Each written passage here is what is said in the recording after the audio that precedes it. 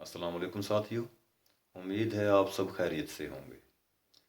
شادی بیاہ عید تہوار جیسے یادگار لمحات کو مزید یادگار بنانے کے لیے خوبصورت ہاتھوں پر خوبصورت ڈیزائن اور دلکش رنگ والی مہندی ہی اچھی لگا کرتی ہے، لیکن بعض دفعہ بازار سے پرانی یا گھٹیا کوالٹی کی مہندی کون ساری خوشیوں کا ستیہ ناش کر کے رکھ دیتی ہے۔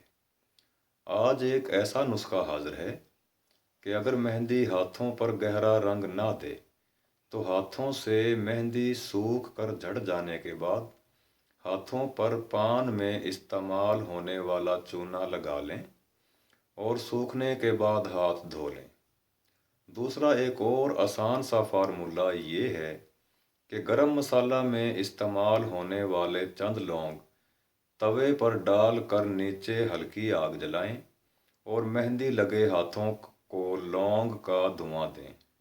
مہندی کا رنگ خوش نما اور گہرا ہو جائے گا۔ السلام علیکم۔